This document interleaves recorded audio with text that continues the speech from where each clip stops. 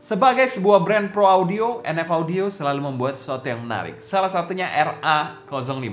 Biar kamarnya lebar, bumper dulu.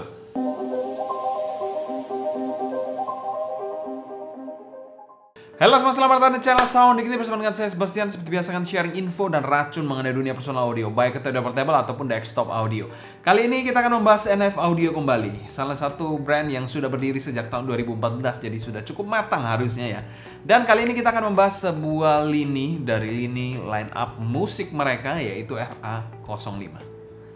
Yang menggunakan single dynamic driver, dia menggunakan micro dynamic driver 6mm. Jadi kecil banget dynamic drivernya.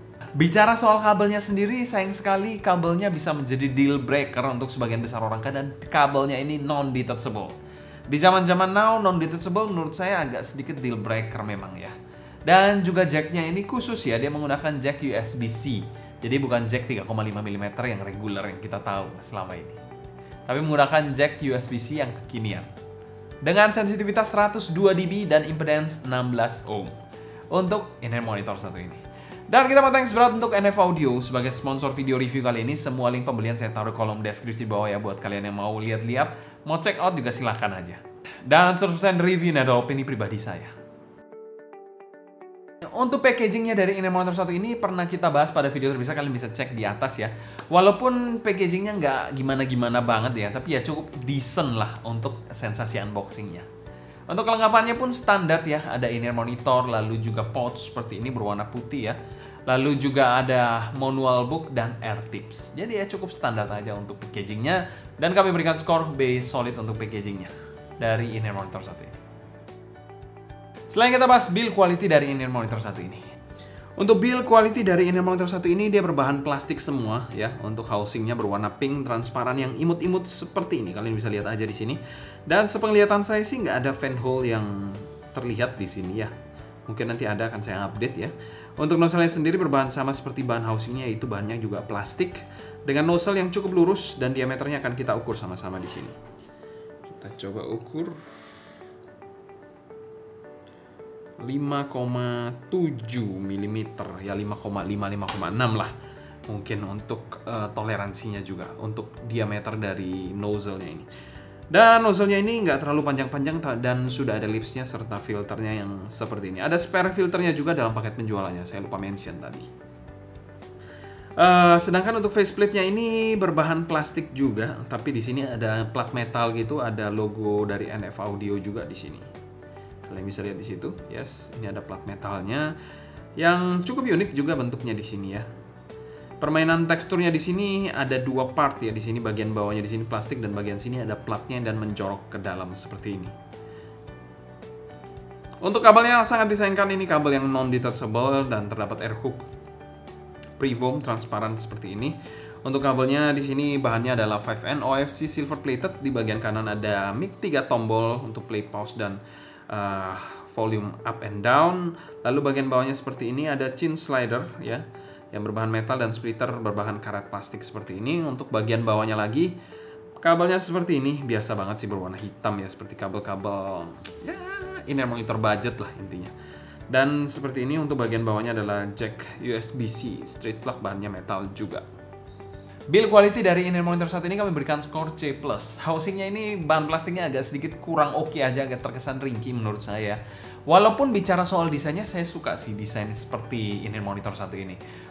Kalau bicara soal kabelnya, deal breakernya karena dia non-detach dan ya so-so aja sih untuk kabelnya juga. Selanjutnya kita bahas fitting dari in-ear monitor satu ini. Mungkin housing dari in-ear monitor satu ini bisa saya kategorikan imut-imut karena kecil banget housing dari in-ear monitor satu ini. Karena menggunakan single dynamic driver 6mm micro ya, jadi kecil banget housingnya bisa sekecil ini. Kenapa ya? Karena memang dynamic drivernya kecil, 6mm aja. Dan bicara soal bentuknya sendiri memang nggak super ergonomis, lekukan-lekukannya nggak ergonomis gimana-gimana banget ya. Dan tidak ada sudut-sudut tajam ataupun pin yang aneh-aneh. Untuk bobot ringan banget untuk in-ear monitor ini ataupun kabelnya juga. Untuk pemakaiannya adalah seperti ini, over ear, regular to the fit seperti ini. Dan disclaimer, di sini kita menggunakan air tips bawaan dengan warna putihnya seperti ini dengan size M ya. Kekedapan dan grip surprisingly mantep banget di in-ear monitor satu ini. Digoyang-goyang gini pun tidak terkesan loose sama sekali, sit tight di telinga saya dan flash banget rasanya. Ini memang bukan tipe pemakaian yang super snack yang menekan liang telinga kalian sampai panas banget gitu, enggak. Karena housingnya kecil jadi nggak terlalu nekan-nekan gimana gitu ya telinga kalian ya. Jadi masih terasa lega walaupun digunakan dengan cukup ya deep fit ya, regular to deep fit ya. Tapi ini enak banget untuk fittingnya menurut saya. Tidak terkesan terlalu panas juga saat penggunaan, kekedapannya juga mantep sih. Dan secara umum kami berikan skor A+ untuk fitting dari in-ear monitor satu ini. Mantap banget untuk fitting dari in-ear monitor kecil ya. In-ear monitor kecil selalu tidak pernah mengecewakan untuk fittingnya. Selain kita bahas sound quality dari in-ear monitor satu ini, arah suara dari in-ear monitor satu ini bisa dikategorikan agak V, lean to bright ya. Dengan penekanan lebih ke bagian mid-range, upper mid-range to treble region ya. Di sini kita disclaimer, di sini kita menggunakan S23 Ultra untuk mereview in-ear monitor satu ini ya. Untuk drive-nya juga menggunakan S23 Ultra. Dan suara yang saya suka adalah neutral warm sounding in-ear monitor. Untuk bassnya ini bisa dikategorikan agak sedikit tipis dan bukan yang fun pastinya. Untuk tekstur dari bassnya sendiri agak sedikit kopong dan kurang energi aja. Impact-nya ada, tapi apa adanya dengan punch yang agak tumpul juga menurut saya. Rumble-nya pun tipis banget dan cukup cepat untuk decay-nya. Secara kuantitas sih bassnya agak loyo ya menurut saya, kurang energi aja. Kalau kualitasnya sih bassnya cukup bersih dan cukup cepat untuk in-ear monitor satu ini.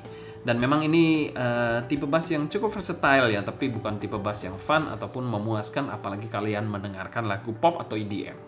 Untuk posisi mid-nya ini dia terasa sedikit mundur ya. Male vokalnya suara Bang Michael Bublé, suaranya tidak terlalu berbobot dan sedikit kurang dynamic. Artikulasinya sedikit kaku dan emosi yang kurang terhighlight dengan baik menurut saya. Tapi somehow presentasinya cukup bersih dan punya detail yang ya cukupan lah, not bad lah. Menyajikan presentasi male vokal yang rata-rata aja sih menurut saya di in-ear monitor satu ini. Female-nya di sini terasa lebih forward dan sedikit lebih agresif. Bobot suaranya pas dan terkesan sedikit lebih bright jika dibandingkan dengan male vokalnya. Somehow juga rada shouty, jadi kurang nyaman untuk saya pribadi, apalagi untuk kalian yang audiophile lemah. Selain itu presentasi instrumennya juga somehow terkesan rada tipis aja di in-ear monitor satu ini. Untuk treble-nya ini bisa dikategorikan rada bright dikit, di mana treble-nya ini terasa sedikit liar dan kurang terkontrol. Simbal crash-nya juga agak tipis, tapi ada energinya di situ dan memang sedikit kurang terkontrol aja sih. Sedangkan untuk violinya di sini terasa cukup oke sih. Bicara soal micro detailnya biasa dengan kesan airy yang not bad di in-ear monitor satu ini. Untuk sibilance-nya juga agak borderline tapi belum seberani shouty-nya sih. Dan secara keseluruhan tonalitas dari RA05 ini kami berikan skor B- untuk tonalnya. Ini tonal yang so-so banget sih menurut saya. Bassnya kurang pakem, mid-nya yang so-so aja, dan treble yang agak pilih-pilih dikit. Selain kita bahas teknikalitas dari in-ear monitor satu ini, presentasi dari in-ear monitor satu ini menurut saya nggak terlalu rapi ya. Mirip-mirip seperti presentasi in-ear monitor V-Shape zaman-zaman Dark Age beberapa tahun lalu sih. Untuk timbernya dari in-ear monitor satu ini juga so-so aja, nggak bagus-bagus banget sih menurut saya. Karena memang faktor tuningannya akan mempengaruhi juga untuk timbernya. Untuk soundstage-nya dari in-ear monitor satu ini, soundstage-nya ini terasa cukup lebar, ya ada kesan sedikit depth-nya, dan juga tidak terlalu tinggi tapi. Jadi ya simply ya biasa aja sih. Tapi somehow ini mungkin menurut saya agak sedikit kurang kurang nyatu dikit ya mungkin ya. Jadi kayak agak sedikit detach gitu, jadi terkesan mungkin juga lebih lebar. Jadi gimana ya gambarnya mungkin gitu sih. Jadi mungkin dia harusnya nyanyinya di sini tengah-tengah gini, tapi mungkin nggak terlalu balance atau gimana, dia agak sedikit melebar dikit, jadi agak bayang dikit, kurang tegas aja presentasinya. Untuk detailnya dari in-ear monitor satu ini juga B aja sih menurut saya, kurang lepas gimana gitu rasanya. Untuk clarity-nya sebenarnya ya B aja juga sih, nggak terlalu vivid banget gambarannya, nggak terlalu ya hitnya nggak terlalu mantep lah untuk attack-nya gitu, nggak terlalu mantep sih di in-ear monitor satu ini. Ya kayak kurang pakem aja. Apa faktor drivernya atau tuningannya saya nggak bisa tahu sih di situ yang mana sih yang menyebabkan hal ini. Untuk separasi imaging dan positioning, separasi ini so-so aja untuk single dynamic driver. Imagingnya ya gitulah dengan gambaran middle to front row dengan positioning yang so-so aja juga. Dan secara umum kami berikan skor B solid untuk teknikalitas in-ear monitor satu ini. Presentasi in-ear monitor yang ya gitu sih, yang nggak terlalu gimana-gimana banget sih, bahkan ya nggak terlalu bisa bersaing lah menurut saya juga. Selanjutnya kita bahas pro dan cons dari in-ear monitor satu ini. Cons dari in-ear monitor satu ini adalah tonal yang mungkin cukup mainstream beberapa tahun lalu, tapi tidak terlalu relevan untuk zaman now sih. Cons yang kedua yaitu kabelnya non-detach, itu deal breaker banget, mengingat harganya juga nggak murah-murah banget, di atas 500.000 ya. Untuk in-ear monitor satu ini dia masih non-detach. Untuk pro-nya dari in-ear monitor satu ini, fittingnya mantap banget, mengingatkan saya pada in-ear monitor kecil bullet style lainnya yang fittingnya enak banget. Dan secara umum di angka 600 ribuan plus ya, kami masukkan pada kategori overvalue dan kami berikan skor B- untuk in-ear monitor satu ini.